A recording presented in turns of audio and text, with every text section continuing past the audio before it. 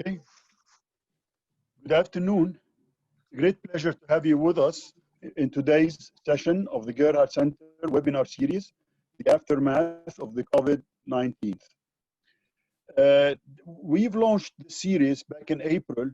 What we had in mind is to discuss concepts that are currently not mainstream and may or perhaps should become mainstream in the aftermath of COVID-19. Today is the 10th session, and it's a pleasure to have with us Elie Abouaoun. Elie is the director of the MENA program of the United States Institute of Peace, USIP, with us. Elie will talk about a timely topic: fragility, eroded social contract, trust deficits, and polarity in the aftermath of COVID-19. He's joining us from Tunis. Now, let me tell you brief about him. Before joining USIP, Elie was the director of the Arab Human Rights Fund. Prior to that, he was a director and program manager of the Danish Refugee Council in Iraq. He spent time working on the program coordinator for a Danish NGO called Okinden in Iraq. And he was also with a Lebanese NGO called Arsen Sial. Elie is a senior trainer, consultant for various international organizations since 1996. He's also a visiting lecturer at the Notre Dame University in Lebanon, Saint Joseph University in Lebanon, on the topics of human rights, civil society, advocacy, and citizenship. He holds an MBA, and he's also a doctor of dental surgery. Without much ado, let me just tell you the rules. Elie's gonna talk for 25 minutes. And then after that, we're going to have a rounds of questions. If you have a question, you're going to need to type it on the chat box. And then around 3 o'clock, we'll wrap up. So, Elie, it's all yours. Thank you very much, Dr. Ali. And hello, everyone. I hope you're all safe and sane. I'd like first to start by thanking the Gerhard Center and Dr. Ali for offering me this opportunity. I've attended a couple of these webinars early on, and I found them very useful. So thank you for organizing this series of webinars, and thank you for having me on one of them. So just in case some people are not familiar with the Institute, I'd like to start by introducing a little bit our work in the region. So the U.S. Institute of Peace was established by the Congress in 1984. As an independent bipartisan organization with the aim of preventing and mitigating violent conflict. So our mission is basically, as I said, to prevent and mitigate violent conflicts outside of the United States. And this nuance is very important today, given what's happening inside the United States. But our mandate is to work exclusively outside of the US. And we usually do it through 3 types of programming. We have a lot of capacity building programs to both governmental and non-governmental entities. We have a number of community dialogue models that we've developed over the years and that we apply depending on the context. Some of them are aiming at facilitating the relationship between security actors and local communities. Others are more about transitional justice in a post-conflict setting, or interfaith dialogue, or any different topics.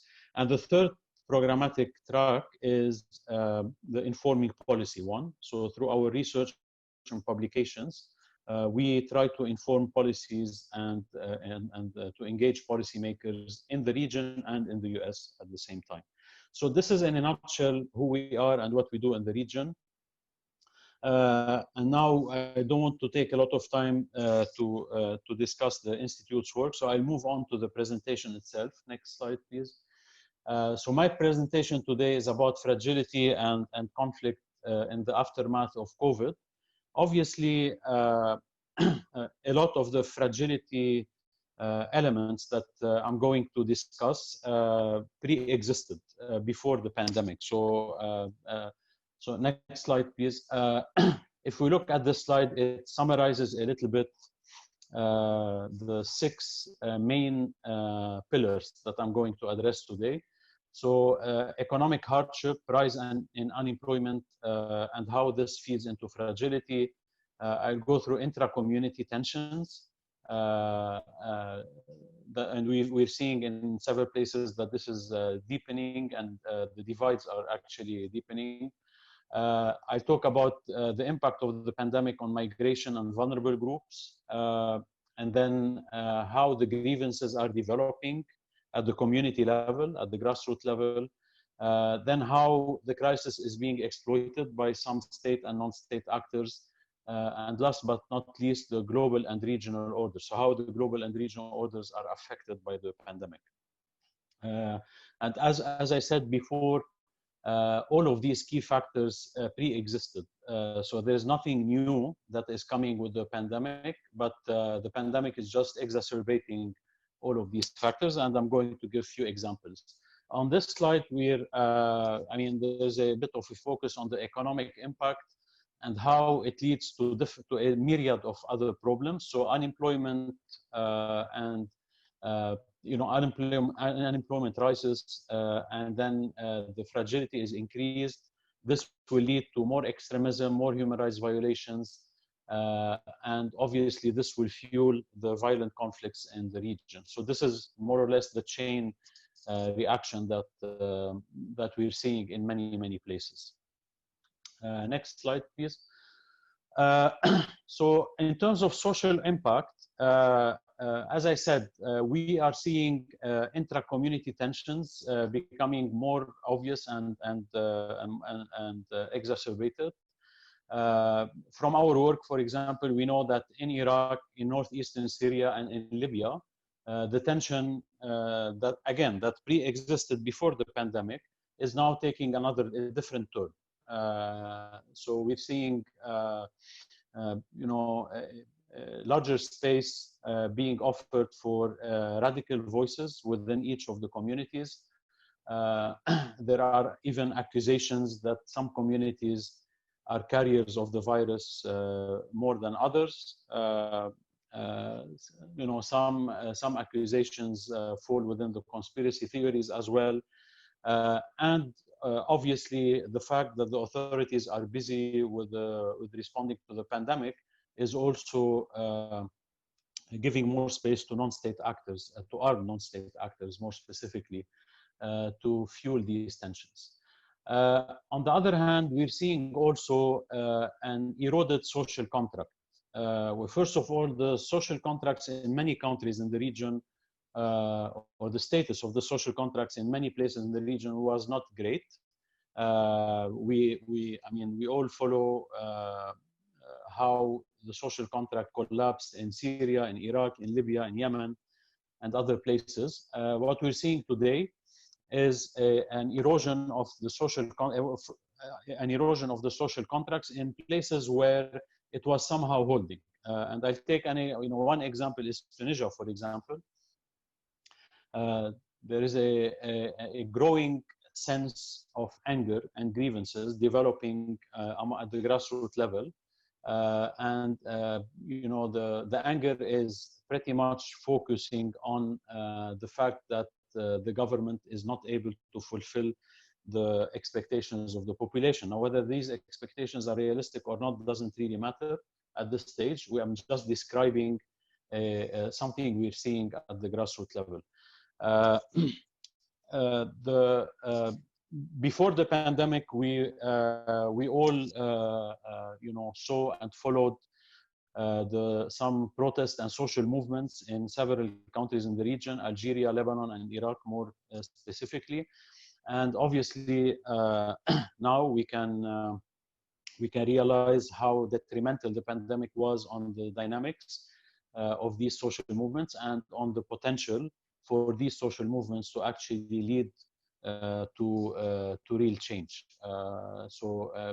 People have different priorities right now, although the reasons for these social movements or protests are still there, if not even more.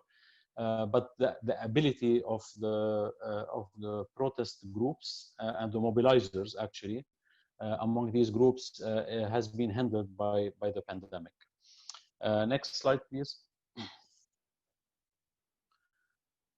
So when it comes to refugees and IDP communities, obviously the pandemic hits at several levels in this case. Well, first of all, there is the already precarious or poor conditions inside the camps or informal settlements of IDPs and refugees. And a pandemic like this will definitely increase the demand on, increase the demand for additional healthcare services. And with the international community's attention being diverted towards other priorities, the needs were not addressed in many cases. And then the other thing in this specific case is that social distancing is impossible in these cases, and the likeliness of having a very widespread of the virus is very high. We are also really worried about secondary waves of displacement as a result of the ongoing military operations. And we've seen, I'll cover this a bit later, we've seen escalation in Libya, in Syria, and in some places of Iraq that are causing displacement. And in this context of pandemic, a secondary wave of displacement is really problematic. And one issue that is not on the slide, but that is quite specific to the to the camp in northeastern Syria, Al-Hol camp, that was hosting basically families associated with terrorist groups. So we've seen a looser security setup around the camp, and we all read reports about some of the or prisoners or IDPs, you call them as you want, basically being able to flee the camp. We've seen similar issues in prisons as well, in detention centers, but here I'm specifically highlighting the case of Al-Hol and what happened inside that camp. Coming to the issue of women and girls, we've seen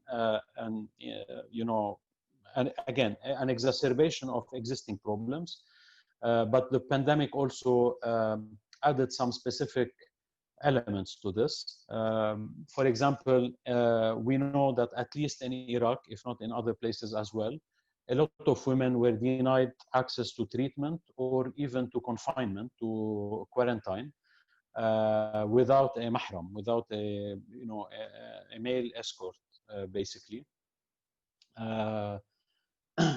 That was limited to some communities, but it did happen.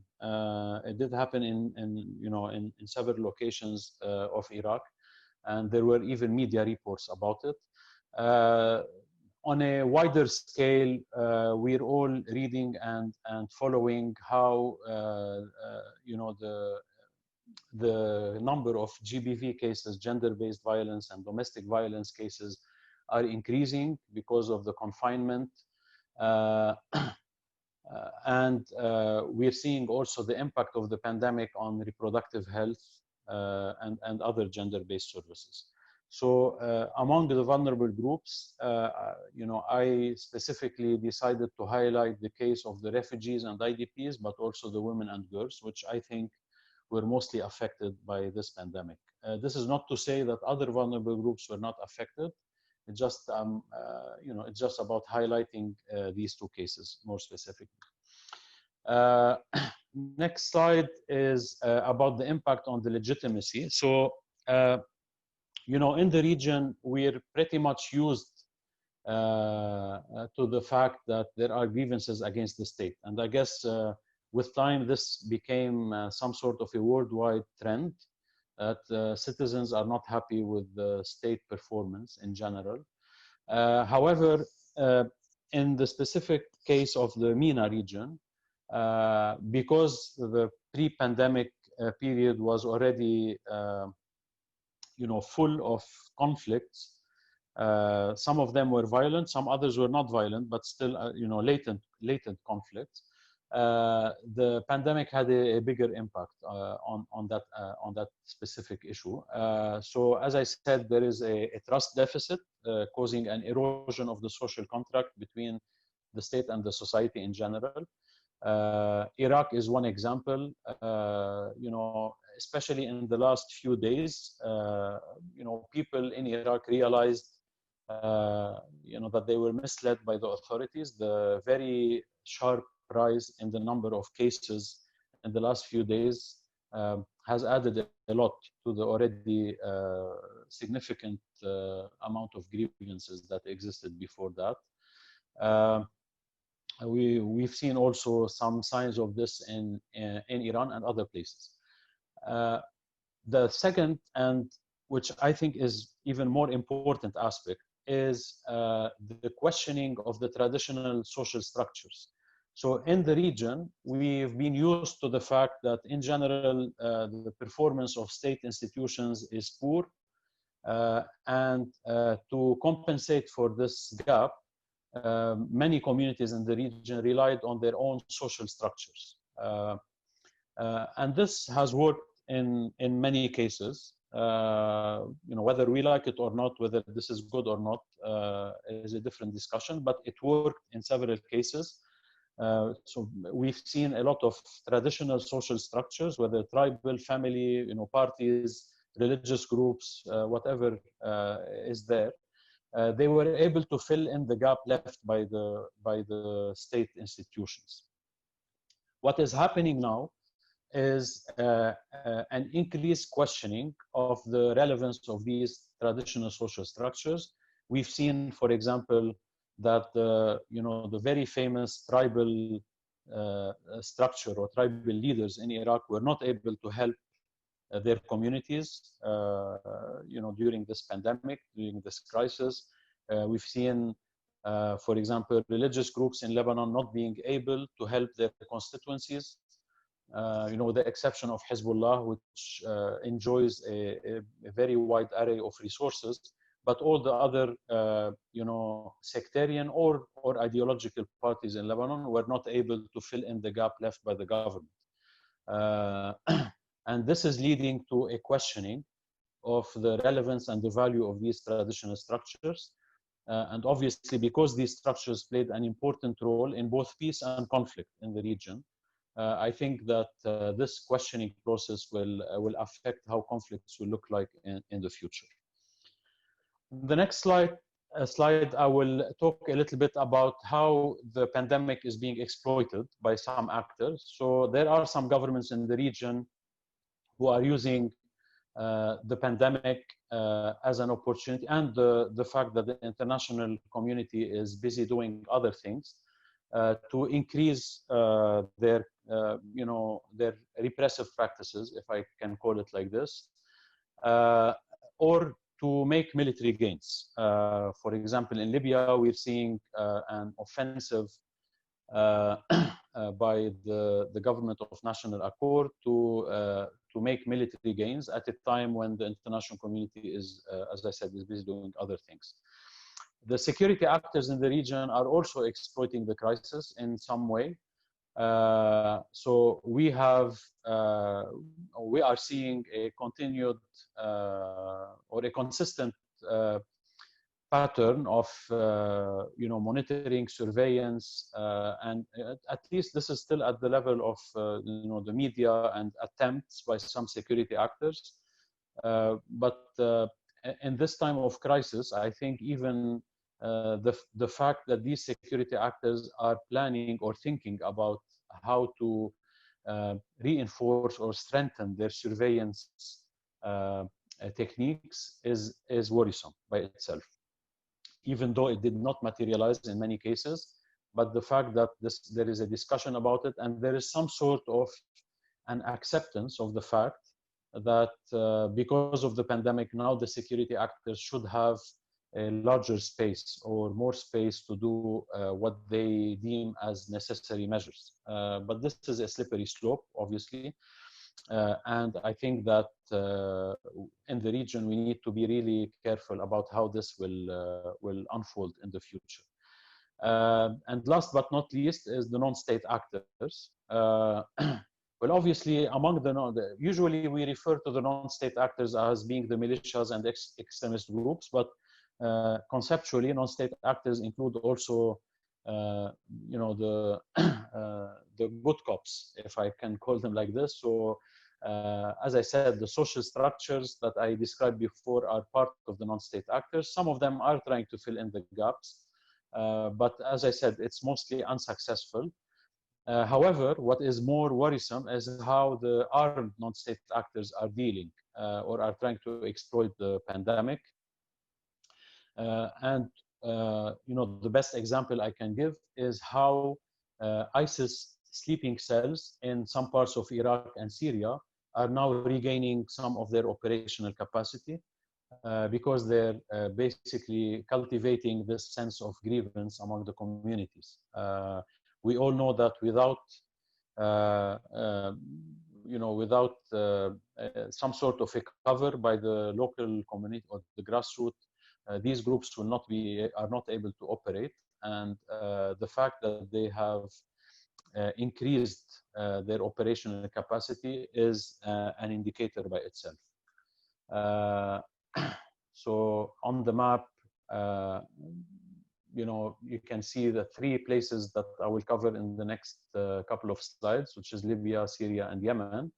And here I'll talk about how the pandemic is basically affecting the conflicts in these 3 countries. So in the next slide, you will see in Libya, for example, as I mentioned before, the pandemic measures and crisis has been used as an opportunity to escalate and to initiate basically a military campaign aiming at reversing or changing the military's status quo that existed before the pandemic.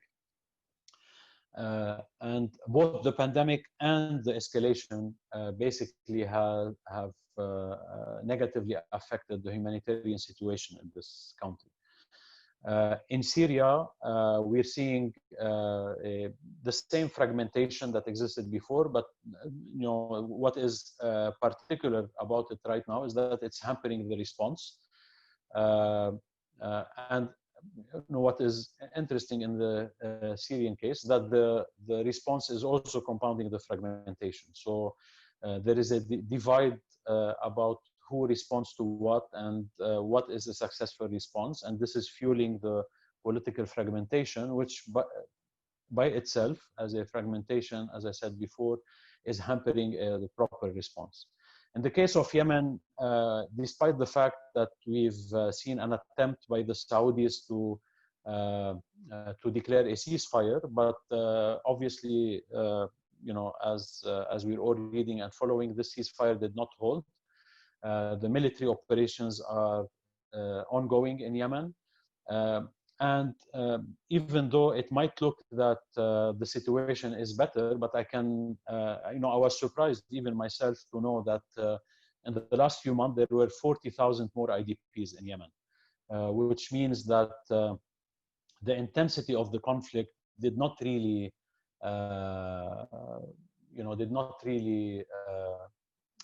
fade down.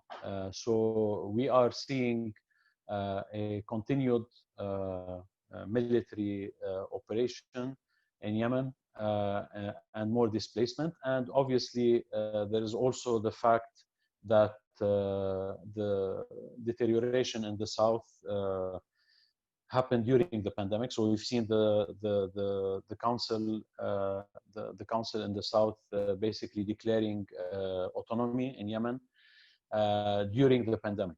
And while the regional and international actors did not have enough bandwidth to attend to this kind of problems. How this will affect the global and regional orders? I tried to list some opportunities and challenges, but I can tell you that I tend to believe that the challenges are much more realistic than the opportunities. But even from an analytical perspective, I thought it might be relevant to list the opportunities that this pandemic might present. although I do not believe that they are very realistic. But for example, just to instill some sense of optimism, so the pandemic can basically lay the foundation for transnational collaboration. And this is usually motivated by a sense of mutual gain, to not only to fight the pandemic, but also to deal with the aftermath of the pandemic. Like, let's say the economic crisis that everyone is predicting, or that already started actually. So transnational collaboration could be an opportunity to deal with such a crisis. We can also, or we could see a change in the concept of citizenship, in the sense that global citizenship might transcend the conventional definition of citizenship for a period of time. We've seen that, the virus can travel anywhere, anytime, that the transmission mode is not conditioned by any kind of affiliation, neither to a country nor to a religious, ethnic, or otherwise groups, sorry. So in some cases, this could basically strengthen the case for global citizenship. We can also see, at least theoretically, a cooperation post-pandemic that can spill over into other sectors. So we've seen some countries actually cooperating strictly on the pandemic issue. But this momentum can be used also to trigger cooperation that goes beyond the pandemic itself, that could touch on humanitarian issues, or natural resources management, or even security, etc. And the pandemic can also be used as an opportunity for the leaders to revisit some of their practices. I'm talking about the political leaders here. To revisit some of their practices and correct them, and therefore initiate a trust-building process with their constituencies. Again, as I said, this might look overly optimistic or even naive in some cases. So let me move on to the challenges that are, as you see, more realistic, and actually some of them are already happening.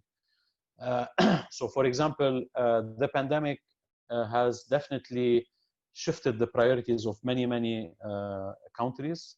So we've seen that, for example, peace talks have been stalled, ceasefires, although with the exception of the Saudis, but usually the whole dynamic about a global ceasefire did not really materialize in anything positive. The fact that the oil revenues are now in danger will heavily affect the economies in the region. Not only the oil-producing countries, but also the other countries in the region who were somehow benefiting from the dividends of the oil revenues in those countries. So let's take, for example, the number of foreign workers in the GCC countries. As the GCC countries are getting into an economic crisis, they will have to basically terminate or lay off a lot of jobs, which will affect countries like Lebanon, Jordan, Egypt, and others. There is, here I put it more politically correct, a potential for increased isolationism, but we're seeing this already happening. It's not a potential anymore, it's something that is already happening. So there are reactions in some countries, basically, that could be categorized as going towards more isolation, more clustering, less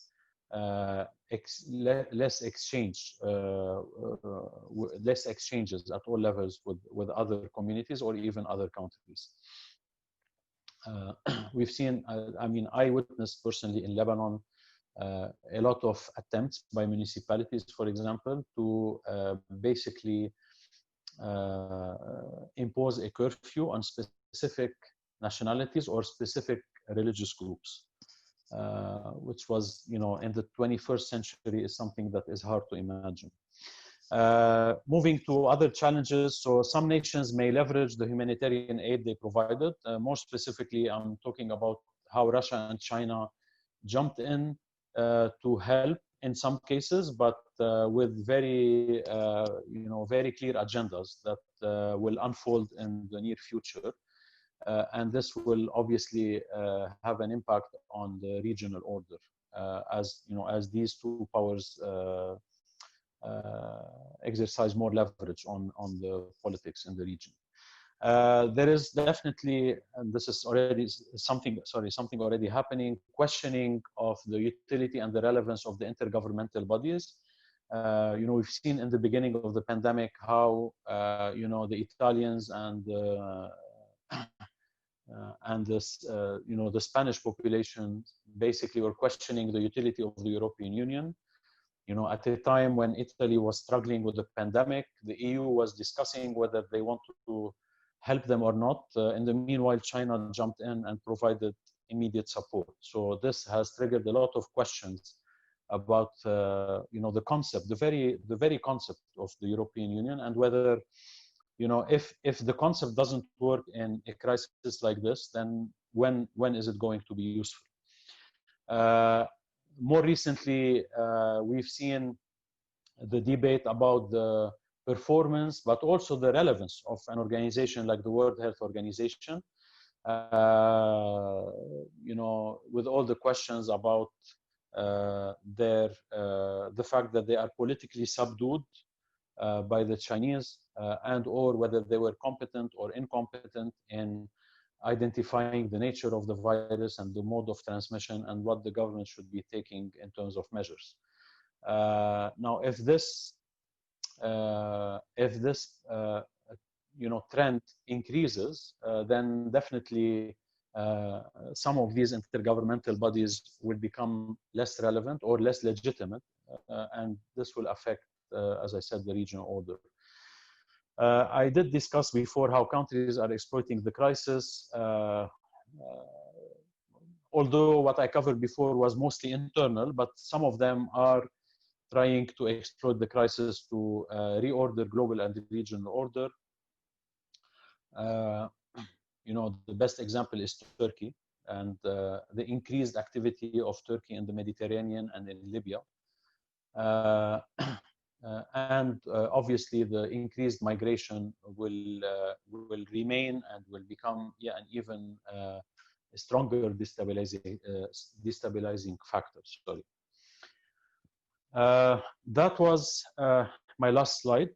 So I'll stop here and thank you again, and thank Gerhard Center for hosting me, and I stand ready to answer the questions. Thank you for your attention. Thank you, Elie. Thank you, Elie. I have a few pointers I just want to sort of raise, and that's going to give Kariman a little bit of a chance to sort of collect the questions from the participants. My first observation is that you're really, with the exception of Tunisia and maybe Lebanon, most of your examples and focus are about failed states. When I talk about failed states, I mean, you could easily consider, I mean, Yemen, Iraq, even Libya, Syria to a large extent is a failed state. When you talk about a failed state, this means that the solution is not within. The solution most of the time is with the other powers that are struggling, that has sort of interest in this state. Now, the interesting part which you've mentioned is that with the current disruption, there is a clear, the world is becoming less dominant by two or three powers like before. The Americans are probably very consumed with their own internal problems. The Chinese are not ready yet, even though they're doing things. So you're going to find what you've mentioned, there is a more trend toward regionalization. You're going to find that there are regional powers that's going to sort of come and it's going to try to sort of grab more. An example is Turkey, an example is Iran, an example is Ethiopia. There are many examples of such a thing. So you might talk about different solutions for the failed states. But I don't want to get into this because this is really a political science discussion. I'm more interested in from a social impact, or what could be done from a social perspective, or social coherence, or social solidarity. The major issue you're talking about had to do with two things. The first thing is the governance issue. A major issue in governance is inclusiveness and rule of law. Inclusiveness is more important than rule of law, because I could argue, like in the US, for example, there is a very high sense of rule of law, but the rule is rigged against specific minorities. And that sort of takes the inclusiveness part out. The other thing which is very interesting, we need to focus about, is the culture, the mindset. As a human beings, we don't have affinity toward the others. We tend to sort of abhor the others. The other could be anything. It could be somebody who's a different religion, different belief, different ethnicity, different color. And again, this is part of defining what the culture is, accepting more of the other. And I think when we talk about civil society organizations or people interested in promoting social coherence, which is what we're trying to achieve, you really have to play on both. Now, obviously, the inclusive part is probably harder because there is a political issues with it. But the other part is could actually be easier. That you start try to sort of, through education, through subtle messages, promote the concept of accepting the other, of concept of citizenship. So I just wanted to sort of get your opinion about this. Yes, thank you very much. Well, very interesting points that you raised, Dr. Ali, as usual. I definitely agree with you that it is mostly a governance issue. The only reason why I didn't really get into this, because the angle that I was covering in this specific session was more about the conflicts and fragility rather than talking about the governance in general. But in another webinar that was more about human rights and the pandemic, I did touch on the governance extensively. So I fully agree with you.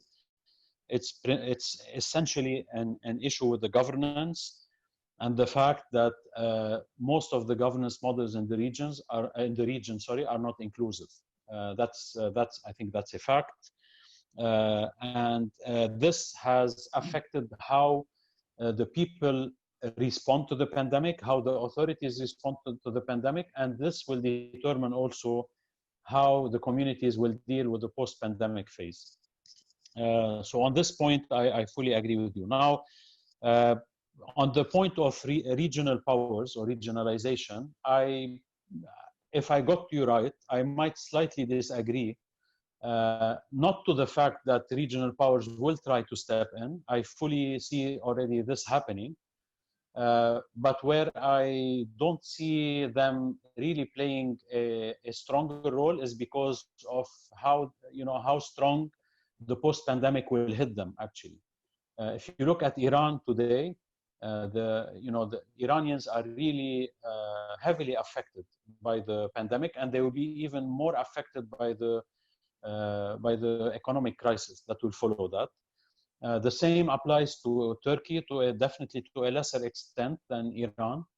The GCC countries, who are also a regional player and who are trying to carve out a role for them in some parts of the region, will be also heavily impeded by the fluctuating oil revenues. So yes, theoretically, there will be a space for regional powers to step in. But in practice, because of what will happen in the next few years in terms of economic recession and other crises, I don't see this, being a major game changer, if I put it this way. Thank you. Sure. Kariman, do you have any questions from the audience? Please do. Yes, thank you, Elie. Thank you, Dr. Ali. Elie, please, we'd like to hear your views about the passivity of the international peace-building community witnessing the COVID-19 being weaponized through applying economic sanctions. As you know, economic sanctions could be considered violence, especially at the time of pandemic. Don't you think that this is an opportunity lost in peace building that international organization could have seized? Thank you. Yeah. So are we taking a round of questions or one question at a time? You would like to take it like in rounds? I can. No, I don't mind. I'm just asking. I can do both. I'm just asking. Okay. So, okay, I will give you a chance to answer this question until I collect something. Okay. So I usually don't like collective judgments. So I don't think that all the international peace building community is embracing one approach or the other. I think there are different approaches. Some peace building organizations are very actively advocating against economic sanctions. Others are less enthusiastic about this because there is a view that the recent model of economic sanctions are somehow smart, and they were able to basically mitigate the negative effect that we've seen in previous waves of economic sanctions. Now, whether this point of view is right or not is a different discussion. So I'm not going to get into the technicalities of economic sanctions. But to answer the question, I don't think that there is one position by the international peace building community. There are multiple positions, ranging from being really, opposed to any kind of economic sanctions, or being somehow, or somehow tolerating these sanctions in their present form. Now, whether economic sanctions in times of pandemic is a relevant tool, I can give you a personal opinion. I don't think that economic sanctions in a time of pandemic are relevant and ethical. So there is a need to revisit whenever the international community is imposing economic sanctions. There should be an effort to revisit the impact, the scope of these sanctions, the impact of these sanctions on the communities in a post-COVID situation, and either adjust or completely eliminate these sanctions. However, there is also a responsibility on the regimes that are the reason for these sanctions to happen. So we all know that usually these sanctions do not come out of nowhere. There are specific behaviors of certain regimes that usually trigger these sanctions. And I guess as much as the international community is responsible to revisit the scope and the impact of these sanctions, there's also a responsibility on these regimes to revisit their behavior and make it less provocative to the international community. Thank you. Thank you, Elie. Another question: do you think the fact that the white supremacy groups became more vocal lately will trigger more extremism in the region? If yes, what can an institution like yours do to control the negative impact of that? Thank you. Well, thank you. Quite a timely question. Honestly, at least based on my own experience, I did not witness a very strong correlation between the evolution of white supremacist groups in North America or in the West in general and what's happening in the region. There might be some some sort of a relationship between both, but I never saw it, or I never witnessed a direct relationship between both trends. In general, as many other people believe and say, I do also believe that any form of extremism will trigger counter-extremism. Will trigger another type of extremism, and we get into a vicious circle. So theoretically, yes, the more the white supremacist groups will be present or active in the West, the higher the risk is for extremist groups to thrive in their communities. But again, I don't see a very strong relationship with the region per se. Thank you. What do you think international and regional organizations need to do to address discrimination against women in COVID-19? Well, I think they should do what they should be doing to address the discrimination against women in general. You know, this pandemic, as I said before, it had an impact or a greater impact on women and on women more specifically. But the root causes of the discrimination and the forms of the discrimination are the same. They are the same. It's the same type of discrimination that we've seen before and that we'll see in the future.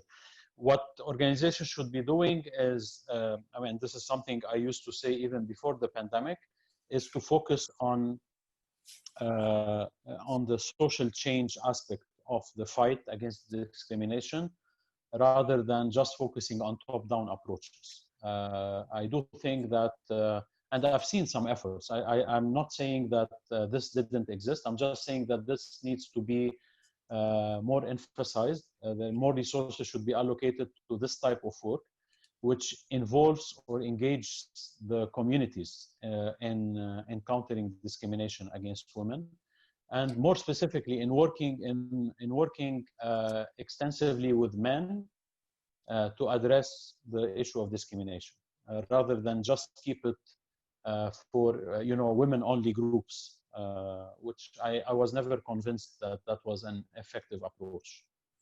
Thank you. How can peace be negotiated in communities that are structurally designed on basis of injustice and unequal distribution of power? Witnessing what's happening with the Black communities in the United States these days, do you think there should be a radical structural change in terms of institutions? Yeah, thank you. Well, I mean, conceptually, any peace process should be addressing the structural issues of inequality and discrimination and non-inclusiveness. And if we have a society or a community that does not have inequality, injustice, or other issues, then it's very unlikely that they will get into a violent conflict. So by the mere fact that we are considering a peace process in a given country or a given location, then this automatically means that these communities are suffering from inequality, injustice, and other issues. And any successful peace process should include ways to address these issues. Otherwise, it will end up being just a ceasefire rather than a peace process.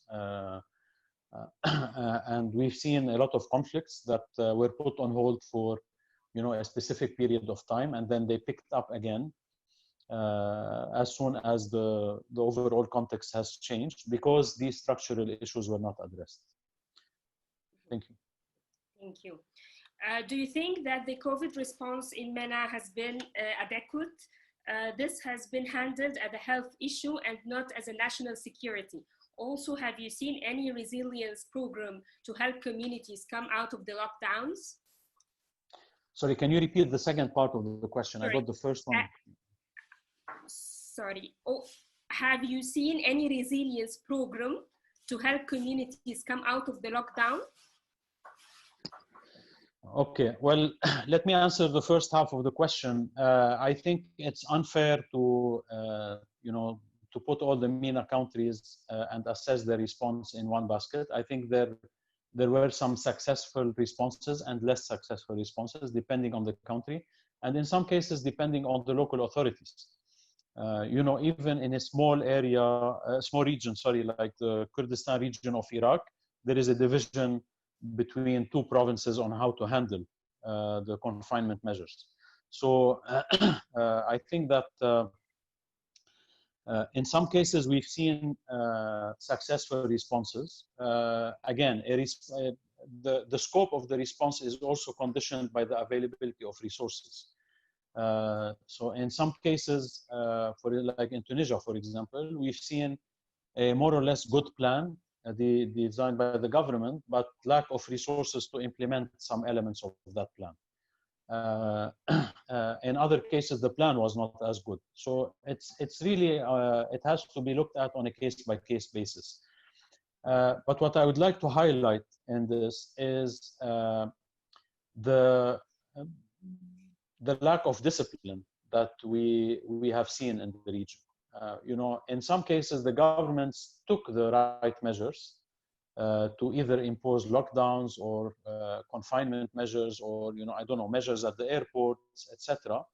But we've seen in many cases, I don't want to generalize again, but in many cases, we've seen a very low level of compliance or discipline by the communities. And this has caused actually in some spikes in the number of cases. So if there is anything that this pandemic has strengthened, any message, is that the top-down approach is never enough. If the community does not take a responsibility of a decision, an action, a plan, or whatever, then the implementation will always, or the outcome will always be flawed. So there is an increased need that has been highlighted by this pandemic to enhance the civil-military cooperation, to involve the civilian component of the community more in the human security approaches. So there are a lot of reforms that are needed in this respect. Again, these reforms were mentioned before by many scholars and many policymakers. So I'm not inventing something new here, but I'm just highlighting the fact that this pandemic has definitely showed that these reforms are you know, essential and necessary. Thank you. Thank you so much, Elie. Unfortunately, we have to wrap up, although we have some other questions. So the next time, inshallah. Thank you so much. Dr. Ali, could you Thank you very much. Elie, thank you for addressing a very interesting and a timing topic. And as you can see, I mean, we could sort of discuss it until next week, but we have a limited time. But I really appreciate your presentation. I appreciate your coming and sharing your thoughts with us. Thank you. Now, thank you very much. For the audience, we have next week, we have very interesting topics and speakers like the previous ones. On Tuesday, we're going to have Ayman Tarabishi. He's going to talk about the end of the status quo. Ayman is in George Washington University in DC, and he's affiliated with the International Council for Small Business. He's going to talk more about, I mean, you probably have heard us talking about the entrepreneurship model advocated by most schools is very elitist. What Ayman is going to talk about is that we should be more promoting inclusive approach that support micro and small enterprises. And the idea here is not such as creating innovation as such. It's more of creating decent jobs. It's more of creating decent enterprises that are capable of supporting the people. So this is what's going to be on Tuesday. Now, on Wednesday, we're going to have Jeffrey Sachs. Now, Jeffrey Sachs is going to talk about the SDGs in the aftermath of the COVID-19. Now, if anybody knows Jeffrey Sachs, he's pretty much the guru and the brain mind behind the MDGs and the SDGs. And what we're trying to ask him is, well, in the aftermath of the COVID-19, what do we do with the SDGs? So should we fine-tune them? Should we revamp? What should be done? So stay tuned, and we hope to see you all soon next week, inshallah. Again, thank you, Elie, and I look forward to seeing you in future events, inshallah. Thank you. Thank you, Kariman. Yeah, looking forward to that. Thank you very much. Thank you, Kariman. Thank you. Thank you. Bye-bye.